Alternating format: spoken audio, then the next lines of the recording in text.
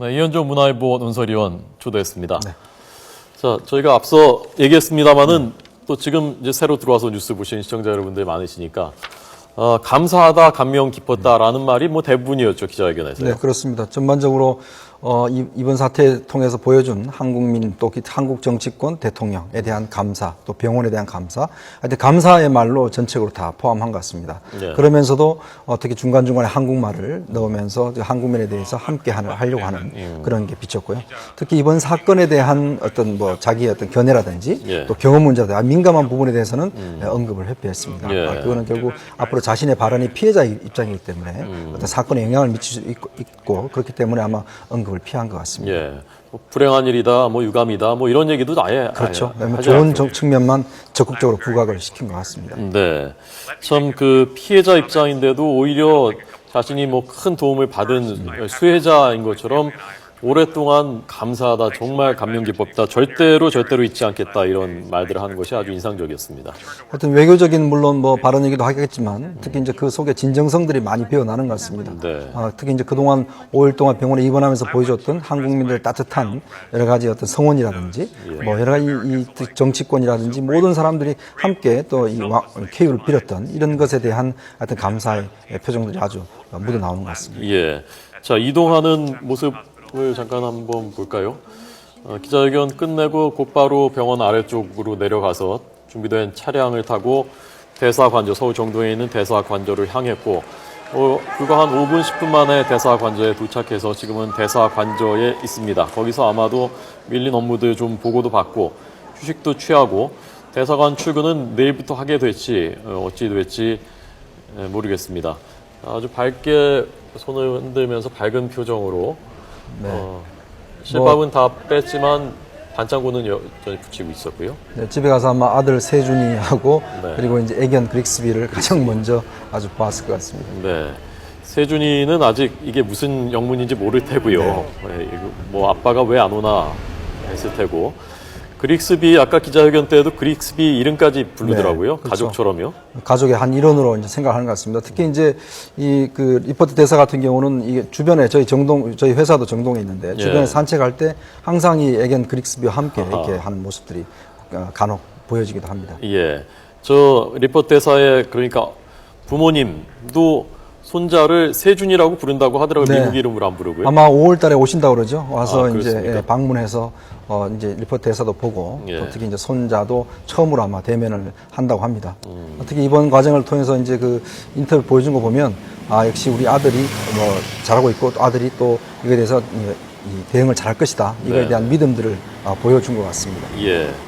자, 그래서 경호 문제에 대해서 기자회견 본인 모두 발언에서는 언급을 아예 하질 않았고 사건과 경호에 대해서는 기자들이 일문일답에서 경호가 앞으로 강화되느냐라고 물어봤더니 거기에 대해서도 뭐 직접적인 네. 답변하지 않았죠.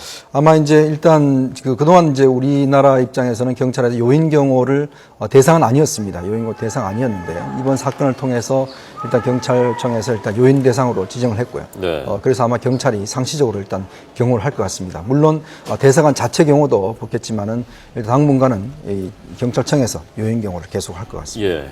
자, 이제 남은 것은 김기종에 대한 수사이고 네. 특히 거기에서 핵심은 과연 배후가 있느냐, 혹시 북한과 연계성이 있느냐 이런 부분 아니겠습니까? 네.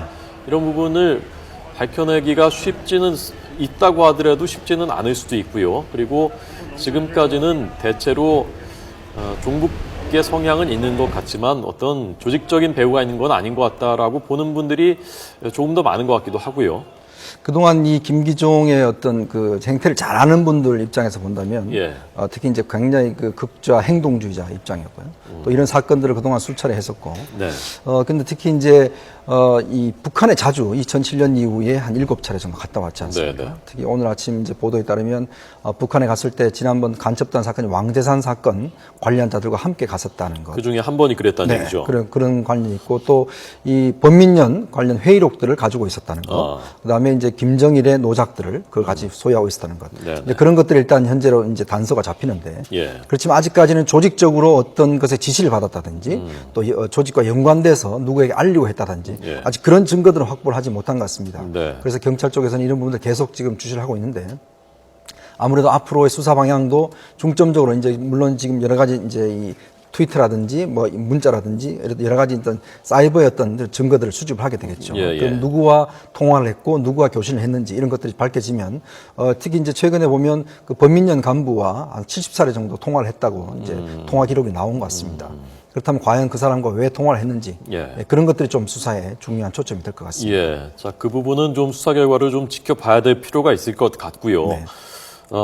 그리고 남은 그 정치권의 쟁점은 이제 이것이 특히 보궐선거 앞두고 야당에서는 경계하는 눈초리가 있지 않습니까? 이것을 종북 몰이로 해서 야권 전체를 몰고 가려는 것이 아니냐라는 그런 그 의심의 눈초리가 있고요. 당장 어제부터 현안으로 떠오른 것은 사드, 그다음에 테러 방지법안, 북한 인권법안, 이것을 이번 기회에 여권이 한꺼번에 그냥 일괄 처리해버리려는 것이 아니냐라면서 좀 반발하는 기류가 있단 말입니다. 네, 특히 이제 테러 방지법 같은 경우는 사실 이제 15년이 됐습니다. 이 법이 처음으로 발의가 된 다음에 현재까지 이제 계속 법안이 폐기가 되고 새로운 법안들이 올라오고 해서 그게 9.11 때 처음 그렇습니다. 2001년 9.11 때 각국에서 이제 미국과 영국, 캐나다 이런 데서 이제 애국법이라는 이름을 통해서 반테러법이 제정이 됐습니다. 네. 여기에 우리나라 김대중 정부도 이건 테러 방지법이 필요하다 해서 당시에 정부 차원에서 일단 법안이 발의가 됐었고요. 예. 그것이 2003년도에 와서 이제 이 노무현 정권 들어와서 여야 합의로 정보위에서 통과가 됐습니다. 통과되고 예. 법사위에 올라갔는데 네. 그 법사위 단계에서 당시 지금 이제 천정배 열린우리당 의원이었죠. 그분이 이 국가정보원한테 과도한 권력을 줄 수가 있다. 그리고 인권 침해의 소리가 크다. 그래서 강력하게 반대를 했습니다. 그때도 법사위에서 맡겼었고. 네, 법사위에서 막혀서 결국 법안이 자절이 됐습니다. 이번에 뭐 다시 재보선 출마하신다고 하는데 네. 당시에 자신들이 여당이 내놓고 사실 여당이 반대하는 국가정보 못 믿겠다. 뭐 이런 아주 그 우스운 이제 상황이 벌어졌었거든요. 게다가 또 지금은 야당 입장이 됐고요. 네, 그리고 지금도 야당 입장에서 계속 국가정보는 못 믿겠다 하는 거고. 문제는 이 외국에서는 선진국에서는 이미 다 2001년도 이후에 어떤 형태든지 애국법이라는 이 반테러법이 돼서 테러 네. 상황에 대해서 대응을 하고 있는데 우리만 지금 이걸 못 하고 있습니다. 우리는 대통령령에 따라서 훈령에 따라서 국가정보는 이걸 하고 있는데 통합적인 시스템이 아직 없습니다. 어떤 테러 상황에 대해서 또 어떤 테러 분자에 대해서 미리 감청을 한다든지 영장 없이 체포한다든지 또 군을 동원할 수 있다든지 뭐 이런 식의 권한이 없기 때문에 지금 물론 그동안은 테러 청정국이라고 해서 우리나라가 테러가 없었습니다만은 예. 특히 이번 사건을 계기를 통해서 앞으로 어떤 형태든지 테러가 일어날 가능성이 있기 때문에 법적인 어떤 정비들을 지금 해야 되는 그런 상황입니다. 예. 그래서 아마 이제 당정청에서는 이번 주 주말에 열리는 당정청 회의 때 본격적으로 이제 실무적인 논의를 할 것 같습니다. 예. 북한인권법안은 최근에 문재인 대표도 그렇고 우영근 원내대표도 지금까지에 비해서 좀 전향적인 발언들을 하고 있기 때문에 이 문제는 상대적으로 좀 그 입법 가능성이 높지 않은가. 네, 이 법도 근데요? 이제 지금 현재 국회 외통위에 올라가 있는데 네. 쟁점은 그겁니다. 결국 북한 전단을 뿌리는 문제 그리고 이 전단을 뿌리는 단체에 어떤 지원을 해줄 것인가 예. 이거에 대해서 야당이 이제 반대를 하고 있기 때문에 결국 이 법도 결국 그 쟁점에 가서는 아주 크리티컬하게 나중에 어떤 찬반 양론이 상당히 갈릴 것 같습니다. 예. 지난번 나경원 국회 외교통일위원장이 저희 프로그램에 출연했었는데 그때 그 발언의 뉘앙스는 그 문제가 쟁점이기 때문에 전단 살포하는 단체들 지원하는 문제 그 문제에 대해서 좀 유연성을 발휘할 수 있지 않겠는가 좀 협상을 할 수 있지 않겠는가 하는 뭐 그런 그 뉘앙스더라고요. 그렇죠. 지금 뭐 국제적으로 또 유엔의 차원에서 이미 북한 인권에 대한 것들이 이미 국제적으로 이미 다 돼 있는데 사실 정작 우리만 지금 법이 없지 않습니까? 예. 그런 측면에 봤을 때는 정말 올해를 넘기지 말고 이 법도 계속 지금 이 연기가 되고 있는 그런 상황이거든요. 네. 이번에는 아마 꼭 통과가 돼야 될 것 같습니다. 예. 아마 그다음 어찌 보면 제일 첨예한 쟁점이 될 수 있는 사드인데요. 사드 고고도 미사일 방어 체계. 이것은 유승민 새누리당 원내대표가 원래 지론이 사드는 있어야 된다라고 했는데 어제 또 제기를 했고요. 어떻게 될 것 같습니까? 이 사드를 간단히 설명드리면 예. 미사일이 이제 발사가 되고 난 다음에 어떤 탄착 지점에 이제 떨어지는 이제 상황이 옵니다. 예. 그런 상황에서 미사일이 워낙 빠르기 때문에 마하 7로 속도로 가기 때문에 사실 미사일을 명중시키기가 굉장히 힘듭니다. 그래서 미국에서는 여러 단계별로 해서 예를 들어서 고고도 아주 높은 단계에서부터 낮은 단계까지 각각의 영역에 맞게끔 미사일을 개발하고 있는데 가장 높은 단계에서 예를 들어 200km에서 500km까지는 SM-3 미사일로 대응을 하고 예. 그 다음 단계에서는 바로 이 사드로 대응을 하게 됩니다. 그리고 제일 근접했을 때 40km 이 정도 있을 때는 이 패트리어트 미사일로 커버를 하게 됩니다. 예. 근데 이제 지금 미국이 사드를 배치를 하고 있는데 예를 들어서 북한이 핵미사일을 쏠 경우에 가장 타격이 될 것은 일단 주한미군이 타격이 될 가능성이 큽니다.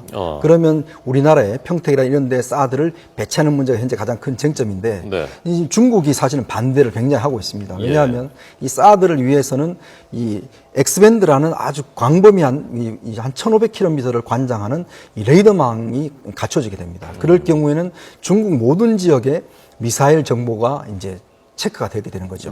그런 측면에서는 중국 입장에서는 아주 이거는 뭐 자기들의 어떤 방위력을 노출시키는 거기 때문에 굉장히 반대를 하고 있는 그런 상황입니다. 네. 그래서 일단 유승민 대표가 옛날 국방위원장 출신이거든요. 그래서 이 부분에 대해서는 적극적으로 지금 도입을 해야 된다. 그런 측면인데 우리 정부는 이게 비용이 굉장히 많이 됩니다. 사실은. 한 개 포대를 구성하는데 2조 원 가량이 됩니다. 어느 정도 시스템이 되려면 8조 원 이상의 돈이 들어가기 때문에 정부 입장에서도 그렇고 또 이게 중국과의 어떤 외교적 관계 이것도 지금 중국이 지금 이걸 만약에 할 경우에 여러 가지 경제적 제재도 할 수 있다. 이런 식으로 암묵적 협박을 하고 있거든요. 그렇기 때문에 우리 정부 입장에서도 전략적 모호성, 즉 모호하게 입장을 정하지 않는 그런 상황으로 가고 있습니다. 그런데 그런 상황에서 지금 여당이 이거에 대한 당론을 정하겠다 이런 입장이거든요. 결국 어떤 쪽으로 몰아간다면 야당에서는 이걸 굉장히 정하는 것에 대해 반대를 하고 있습니다. 왜냐하면 전략적 모호성을 유지하는 것들이 한중 관계라든지 또 우리의 어떤 협상의 카드 이런 측면에서 유리하다는 입장인데 우리는 한미 동맹을 강화해야 되는 그런 차원에서는 반드시 필요하다.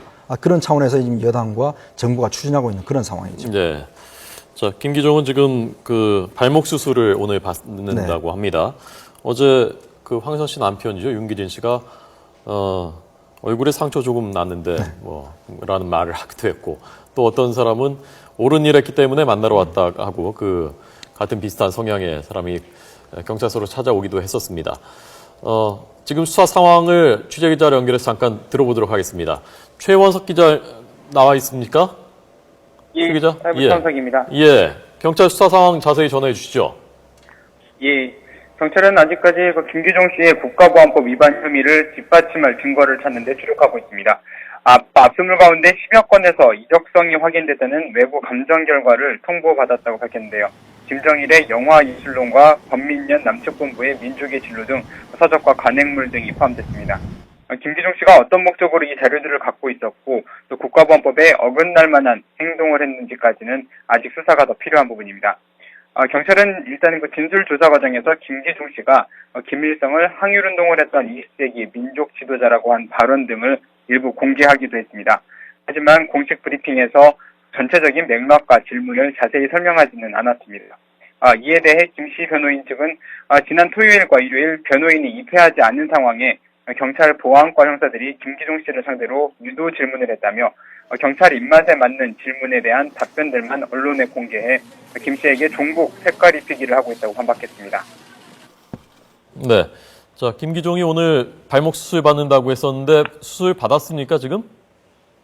아직 그 수술 어떻게 마무리가 됐는지까지는 좀 확인이 되지 않았습니다. 예정대로라면 오후 1시 반쯤에 수술을 받았을 것으로 예상이 되는데요. 지난 목요일 그 리퍼트 주한 미국 대사를 피습한 뒤에 체포 과정에서 부러진 발목뼈 부분을 수술한 겁니다. 김 씨는 수술을 받고 적어도 3일에서 5일가량 입원할 예정인데요.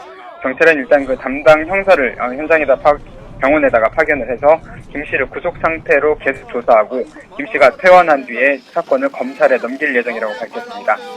살인 미수와 폭행 혐의 그리고 또 경찰 같은 경우에 국가보안법 위반 혐의를 입증하는데 계속 집중을 해왔는데 경찰 수사가 김 씨의 병원 치료로 다소 늦춰질 것으로 보입니다. 지금까지 서울 종로경찰서에서 YTN 최원석입니다. 네, 이런 와중에 나온 그 어제 그 윤기진 씨의 발언, 그걸 어떻게 보셨습니까, 의원님? 참 기가 막히는 발언인데요. 이제 황선 씨가 이제 지난번 그 강의할 때 이제 어떤 그 고등학생한테 뭐 이렇게 이 테러를 받았지 않습니까? 그때 했었는데 참 이 발언을 보면 정말 지난번에도 그 북한 대표단이 왔을 때 박근혜는 우리가 책임지겠습니다. 뭐 이런 또 발언을 아마 이 분이 했지 않습니까? 그랬었나요? 네, 그때 그래서 뭐 그 문제가 됐었는데 특히 이제 권민연 지금 출신이고 지금 이적단체 출신인데 참 보면 이런 종북 참 이런 분들의 사고방식 어떻게 사람이 직접적으로 이걸 상처를 입고 했는데 그것을 뭐 그런 식으로 표현할 수 있는지 참 기가 막히는 지경입니다. 자, 그러니까 이게 좀 더 이제 선을 확실하게 그어야 되는 것이 아니냐, 이른바 이 진보라는 이름으로 이제 묶여 있었는데 진보가 살기 위해서는 정말 또 집권하고 그러기 위해서는 확실하게 선을 그어야 되는 게 아니냐라는 것이 진보 진영 내부에서 자꾸 이제 목소리가 나오는 건 아닙니까? 그렇죠. 지금 뭐 종북 그동안 국민들 입장에서는 종북이라는 게 과연 뭔가, 종북의 실체가 뭔가 이거에 대한 좀 막연한 생각을 가졌더라면 지난번 통진당 해산 사태라든지 특히 최근에 어떤 이 리퍼트 대사의 사태를 보면서 이 종북 세력들이 하는 발언들을 보면 네. 좀 명확하게 구분이 되는 것 같습니다. 과연 누구를 위해서 어떤 폭력도 정당화하는 그리고 또 어떤 누구를 추종하느냐. 보면 뭐 지금 김기종 같은 경우는 경찰 조사에서 뭐 김일성이 최고의 지도자라는 뭐 그런 이야기까지 했고요. 훌륭한 네, 민족의 지도자. 훌륭한 지도자. 뭐 그런 이야기 하는 거 지도자. 보면 그들의 실체 자체가 이번 사태를 통해서 좀 분명하게 드러나지 않는가가 보여집니다. 예, 알겠습니다. 자, 이현종 문화일보 논설위원 분석 들었습니다. 잘 들었습니다. 네, 고맙습니다.